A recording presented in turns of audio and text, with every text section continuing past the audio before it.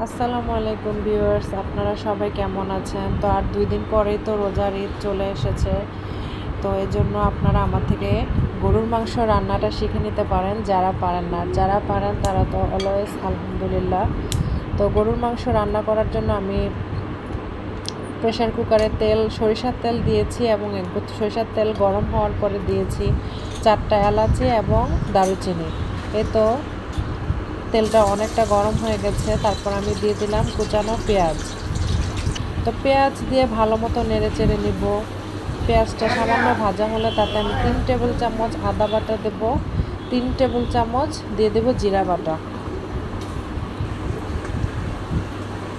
তারপর নেড়ে চেড়ে দিয়ে দিব গরম মশলার গুঁড়া 2 টেবিল চামচের মতো। আসলে মশলা যত কম রান্নার স্বাদও তত বাড়ে।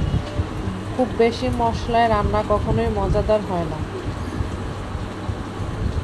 তো এখন আমি দিয়ে দেব হলুদের গুঁড়া, মরিচের গুঁড়া। হলুদের গুঁড়া দেব 1.5 টেবিল চামচ এবং মরিচের গুঁড়া দেব 3 টেবিল চামচ, যেহেতু আমার 1 কেজি গরুর মাংস রান্না হবে আজকে। তো আজকের ইফতারিতে আমরা গরুর মাংসই এবং ভাত আর লাচ্ছি তৈরি করব। তো মশলাটা দেওয়ার পরে ভালো মতো কষিয়ে নিতে হবে।